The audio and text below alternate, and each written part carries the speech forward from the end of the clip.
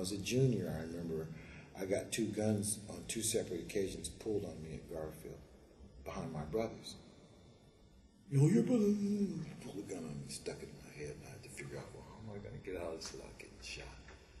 So after the second time, I ran home and got a gun. Protected myself. I had a lot of white friends, Asian friends, and black friends that were being attacked by hoodlums, black hoodlums, in the name of blackness, to rob or beat you up. Not because you did anything. So, me being a victim, I watched all these other people being victims, I organized. I brought them guns. and that's how we took over the school. Is that I protected a group that was being attacked. That group got bigger and bigger because more, as it turns out, black on black crime was just as big as black on white crime, even back then. So a lot of blacks were seeking protection. You know. So that was this before was 69, you before you shut down the school. Yeah, because the school was violent.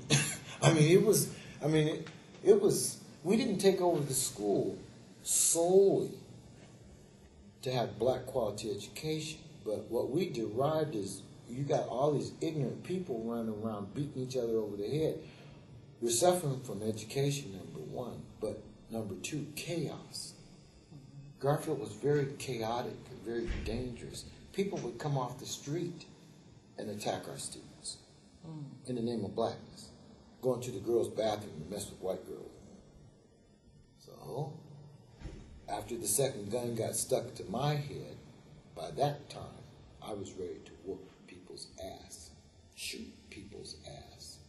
And I didn't shoot anybody, but I whooped their ass with my gun.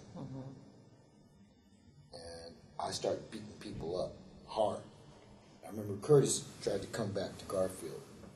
We whooped his ass out of Garfield and told him, don't ever come back. And I had about 3 or 4 guys with me by that time. I said, don't you ever come back here, because we'll hurt you worse. And so I proceeded in cleaning up. I found those guys that pulled guns on me.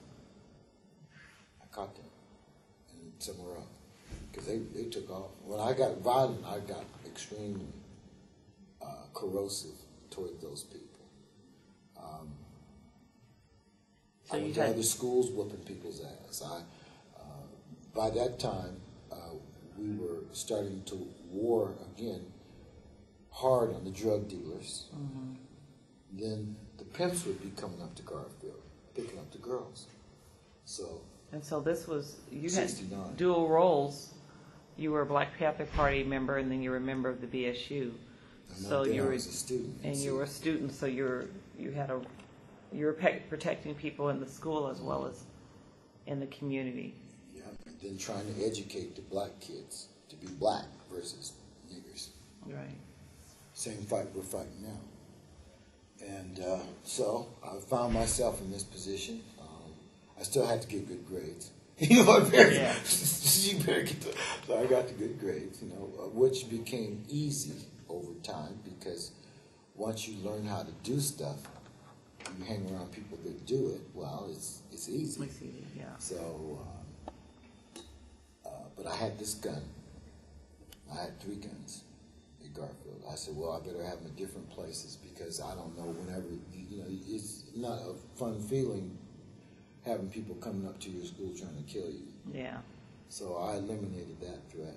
And then this is the same year I was walking big groups of white kids and black kids home because they were threatened by the neighborhood, not by black kids at Garfield anymore, but just by people in the neighborhood. So I walked this big group up to Madrona first, and these were my friends.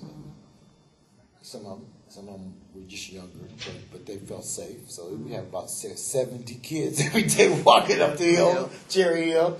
And then, that took about, 15, 20 minutes. I went back down to Garfield, walked the Asian group through the CD to Chinatown. And I would do that every day. And then I'd go do my Panther work after that.